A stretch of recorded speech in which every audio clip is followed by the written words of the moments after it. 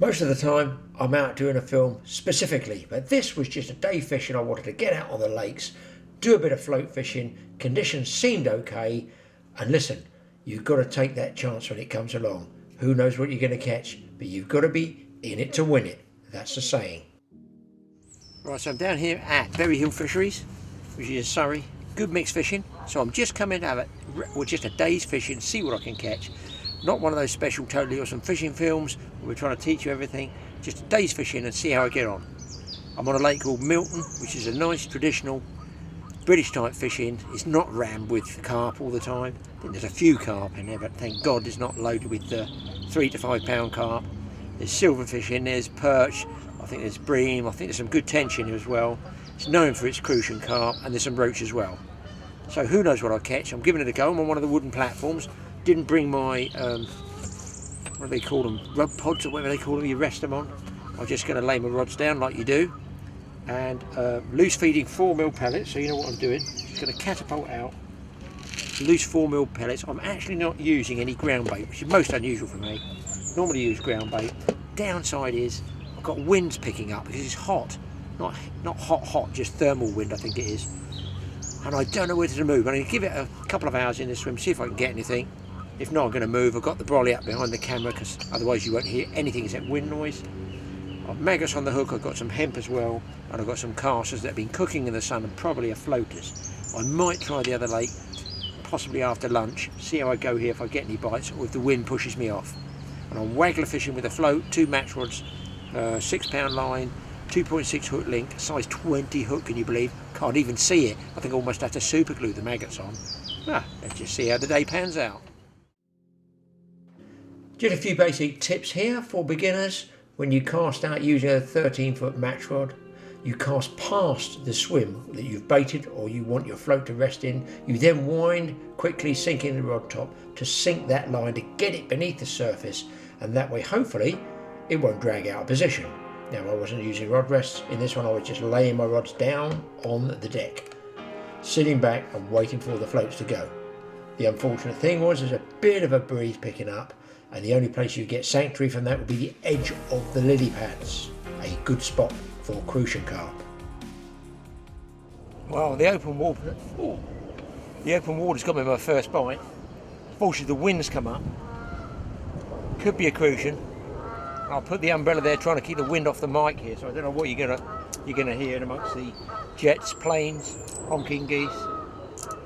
Could be a crucian. Actually, looks like a small bream.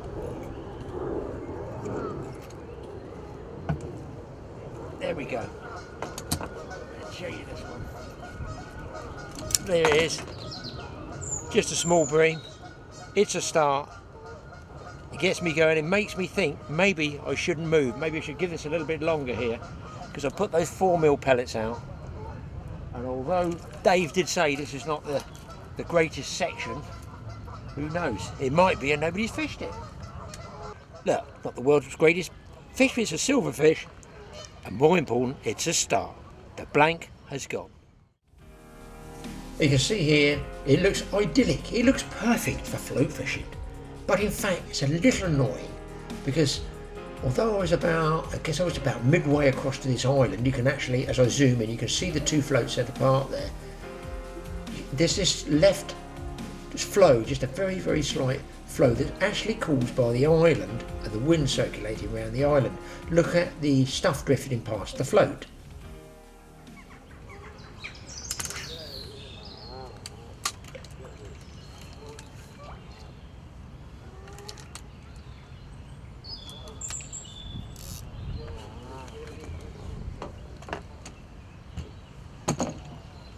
I'm not using rod rests here because it's obviously a nice big wood platform. Oh, bite!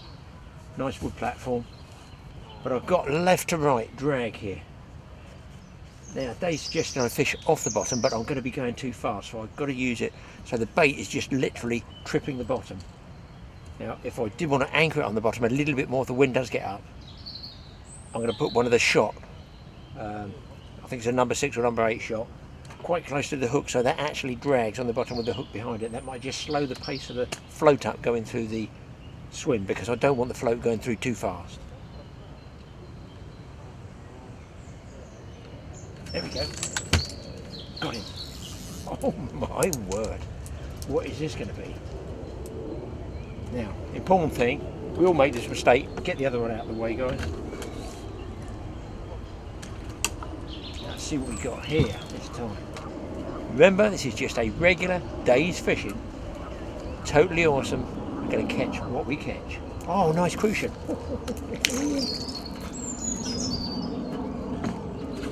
I was thinking of moving from this swim. I thought, have I fed it too much? It's only small, but it's a fish. Actually, it's not so small. I'll show you what he looks like. That really is what people go fishing, float fishing for. This golden fish, the crucian carp, one of the most popular British fish. Thank goodness I'm not getting plagued by other carp. And I'll tell you what else is interesting here. I don't know whether you're going to see this. You might see it. There's a parasite attached to its eye, which looks a bit disgusting. Can you guys see that? I can see it here, wriggling there. Yeah, it's disgusting. So we're going to try and get that off. I don't want it. Nice fish. Let's get it back. I'm going to start feeding this swim up a little bit more now. Hook is, look, a 20. Just nicked in. Barbless. No problem.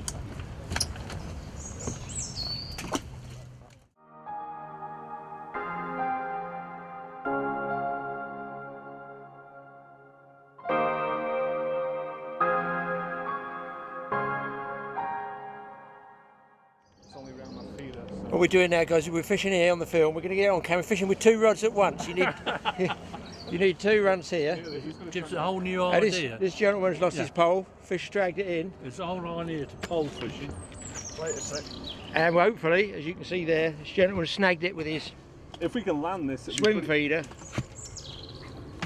I'll try and see if there's a net. If you see the fish, I might be able to get the fish. Okay. You got the pole. That's the most expensive bit. There he goes, there he goes. Oh no. That's I don't know. Yeah, the fish is still on.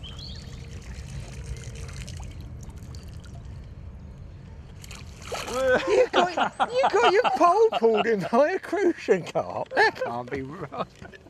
There you go. How powerful are the crucian carps? Say, Hey, that's something.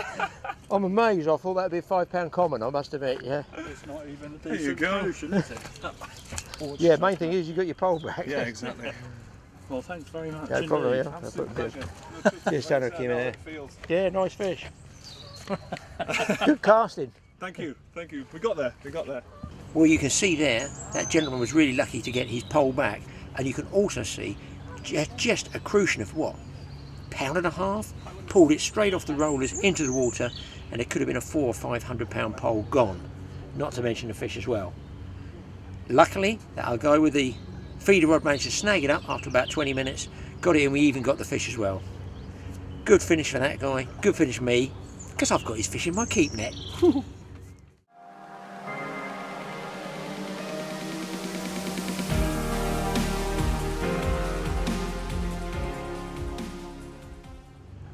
Oh no. It's a big one, guys. Really, really big one. Here it comes. I wish I had a wide angle lens. How many of us as kids, this was the prize catch? In fact, that one's unusual. That is a lip hook small perch. Normally these perch this size. Given it, oh no, sorry, I stand corrected. He has swallowed it. Disc gorger. There he is, little baby perch. And that's what we all started fishing for. Well, my generation did as kids. Okay, let's talk about baits. This one is hemp seed. Now you can buy this already cooked, or you can buy it as a grain in a sack and cook it up yourself. You have to boil it a long time, and you've got to boil it so that the kernel actually splits. You can see that white in there, the split kernel, and just use it quite sparingly, throwing out grains around the float. It's a good feed. There's no question that it does send fish a little bit crazy, but it's easy to overfeed them with hemp. Of course, we've also got maggots there. Now I tend to get red and white maggots. That way I can bounce between the 2 colours, because very often fish do actually prefer, let's say, red over white. About a dozen at a go, I suppose, you know, a dozen, 15 at a go. Throw them out around the float, And then on top of that, you can also feed, instead of say mixed wet ground bait, these dry pellets in say 2mm and 4mm size. Generally the 4mm size is easier to either catapult or throw out. Of course the bait, which is absolutely the best big bait you can get for big fish, is casters. Now these have gone a bit darker because I've had them in the sun and didn't put them in water. The lighter the caster, the better they are, and they pop. As you can see, the fish love these because they get the fly guts inside. Yucky, but that's what the fish go crazy for. I'll probably eat my sandwiches after that without washing my hands and wonder why they taste strange. So get yourself, I don't know, I probably only took a pint of maggots. I don't even think I'd barely take that. I'd normally get a children's portion of maggots if I'm not doing too many, because you can feed the pellets possibly a bit more cheaper. I'm trying to start off with 3 red maggots for crucian carp. Now I'm on a very, very small hook, and just notice how long I take to get this last maggot on. I mean, Graeme, get real. Is it on? Yes it is, but because it's a small hook, it doesn't damage the actual maggot very much, and look how they wriggle. That, with 1 maggot you get 1 wriggle, with 3 maggots you get 3 times the action on the lake bed.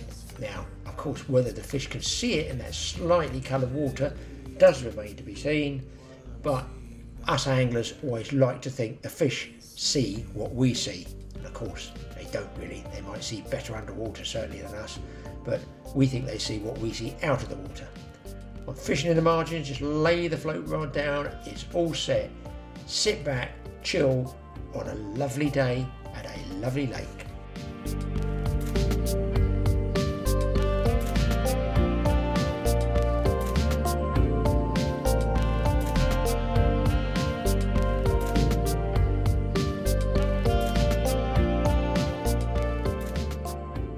Well, it didn't take long to get a nice fish hooked up here. Just a tip, if you're using a match rod as a youngster, pull some line off the reel when you get it close to netting, or lifting out if you want to hand lift it like I'm doing now. Not recommended generally, but you know, I've done it a lot, so smaller fish you can hand lift out. That way you don't put too much pressure on the rod tip.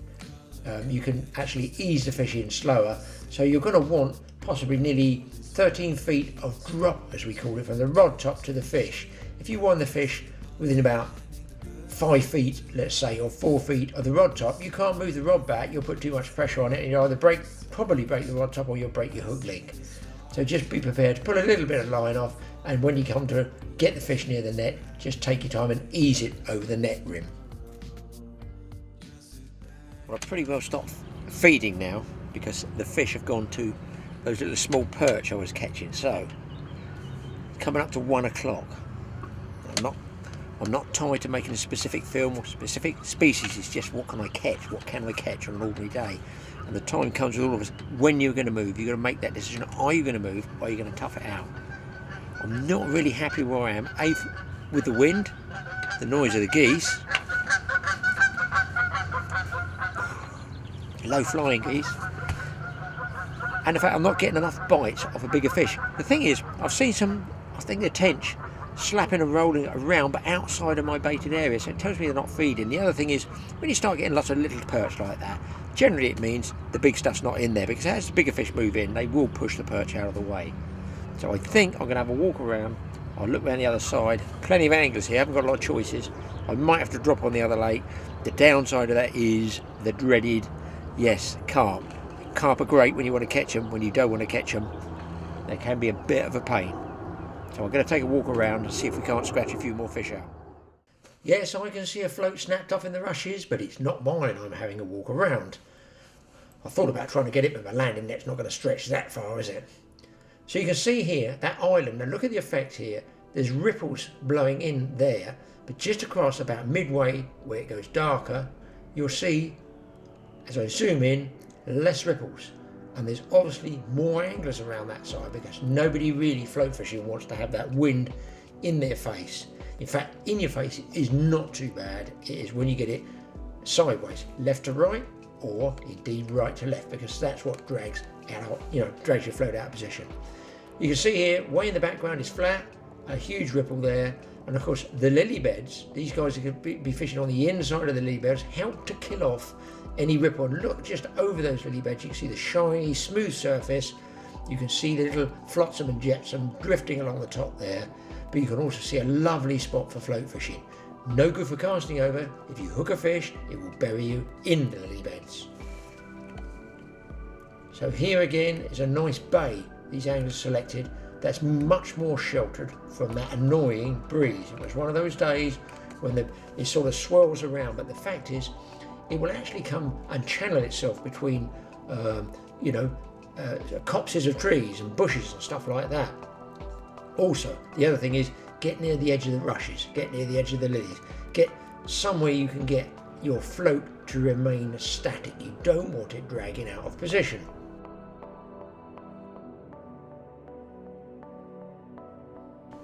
Now I just want you to look here. This is where I was fishing and I've zoomed in from the other side of the lake. Now look at the two movements there of all that stuff floating on the surface.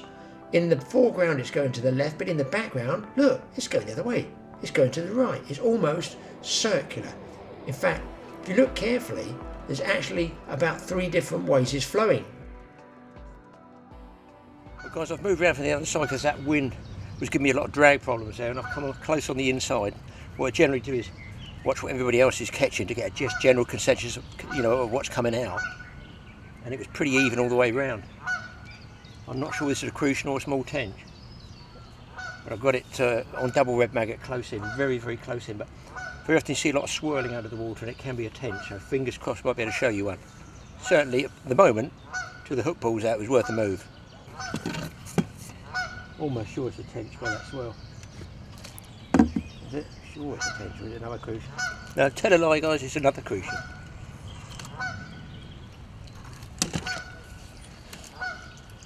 There we go. Nice big crucian there, come from Milton. And double red maggots. I was feeding further out and just thought I'd try a close line just on the edge of these rushes, and as you can see, certainly paid off. Real pretty little crucian, and I'm going to concentrate on feeding little and often on the inside there. They might just move in on me.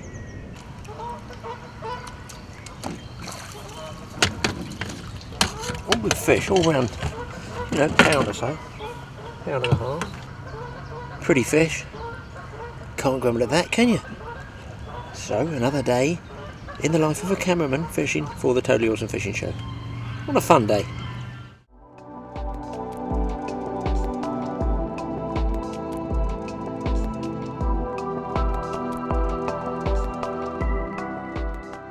Don't neglect these reed beds because fish get right in amongst those, especially small crucian, small tench, even roach.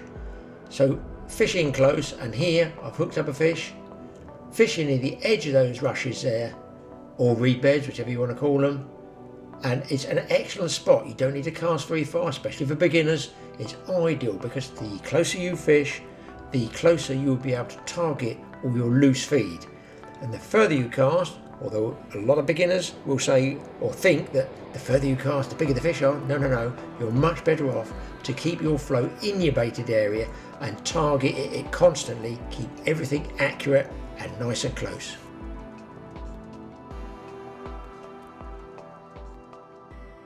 Oh, there's a nice fish, guys. What I might do is I might scale down, because here's my float. You can see there, got quite a bit of shot on it, and these are in close.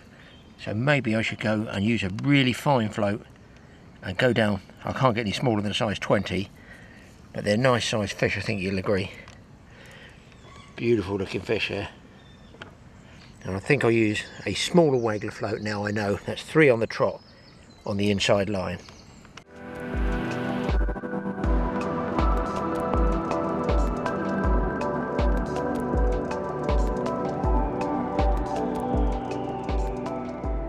Guys, noisy. I'm going to go through a mess of a float box and see if I can find a small float.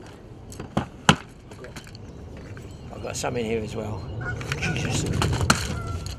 Oh, I nearly lost the rod then. That's the one fishing straight out. What is this going to be? That was just about to show you the floats. I was going to change the waggler float. What I've got here, another crucian. And that one was fishing on the outside line, more right out in the open water, actually for roach is what I was after. Oh, nice crucian this one, nice crucian. Hang on, we'll show him to you if we can. Come on in, bud. That was, I think, 3 maggots on that one. Oh, it's a nice fish. This one not a million miles away from the magic 2 pounds. Ooh, I shouldn't think that's far away from 2 pounds, is it? Beauty, and look at the upturned mouth on that one. See if I can just lift his fin up so you know what they look like. There you go. That is what I call a pretty fish. And I'm going to get this float out. I mean, it's a bit stupid, isn't it? I'm just saying I'm going to change a float, but it's called a fish on it. But for fishing the inside line, there's such a delicate bite. I'm actually getting, well, it's about 8 or 10 anglers around me. I've picked up the catch rate by fishing the inside line and going as light as I can with that size 20 hook. Let's get this guy back. Even the lid's broken on my box. What an angler. Right, going digging through the float box here. You can see it's quite a mess in there. I'm going to go as fine as this, which I think, I'm not sure, is a canal float. Any writing on it? Something. Got no chance of seeing that. I'm going to shot it up, but also because I'm fishing close in there. It's very shiny sort of white surface. It's got this black tip, and I figure if I shot it down, I can get the bites, the lift bite, between that white there and the black of the tip. If it goes under, I strike. But that last one, the one before that one, I got on a lift bite. It just came out on a bigger float. So this should be much better. Hopefully the wind won't drag it out of position. Okay, here's the altered setup. It's still a waggler float there, hope you can see that. Locked either side with shot. It's got a little body hit here and a little stem there, and I've kind of shot it right down. I've got my 6 pound main line cover all the way through. Put it back there so you can see what it is. I plumbed the depth. I know it's about 3 feet 6, 4 feet. My hook link is here to the size 20. This is 2.6 nylon. I've got one about a number 8 shot 6 inches away, another one here. I'm not casting, I'm just going to swing it out by the corner of those rushes, just on the edge there, let it sink slowly, and I feel I will get better bites, better bite detection with what they call a thin bristle here.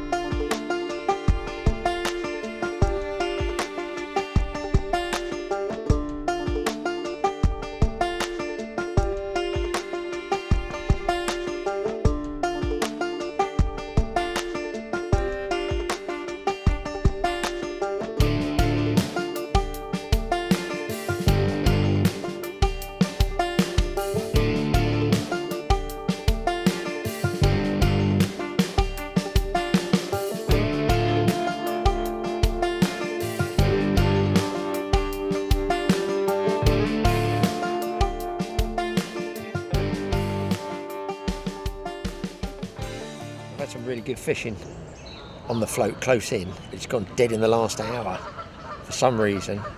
Also lost a really big carp that stripped me right across the lake. Didn't even turn the reel handle, trying to dump me around the back of the island. The hook length went just parted me off. Didn't even, well, the rod was going in the water, didn't even see the bite. And then worse, I just lost a big tension here close in on that well, it's so silly, it's just basically not even casting, it's lowering the rod down. So I'm now thinking everybody else has gone quite quiet as well. Now's the time to make yet another move. I think I'll go and see if I can't catch a big roach and chance the carp in the other lake. Missed a bite then, it's more twitchy. So I'm going to pack up. 5 o'clock I might get an hour and a half in the other lake if there's a gap. It's heaving with people, but I think it's worth a shot. It's gone pretty quiet here now.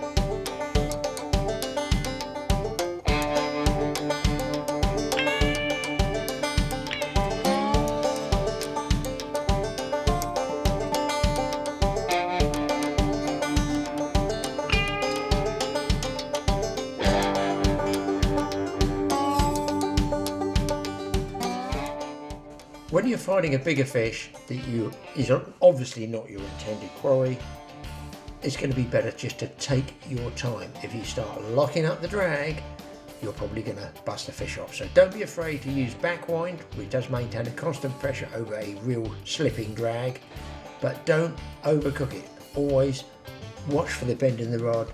You should feel it. Like, I mean, I've got old school rods, and obviously when it buckles right down through the rod blank goes inside that cork handle. I can actually feel the cork move sometimes, as we say. When you've got a big fish, you can feel the corks creak. That does tell you it's a big fish. But I'm fishing on small hooks, light line, light hook lengths. Just take your time, ease the fish, and you should get it into the net. You'd be surprised, matchmen do it all the time. Big fish on small hooks and light links. Not bullying them, taking your time.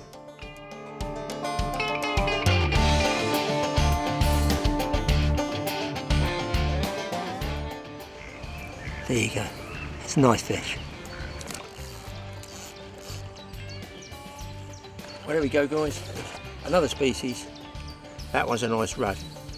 So 3 different swims I've moved to, and luckily, thank you, I've caught in each one.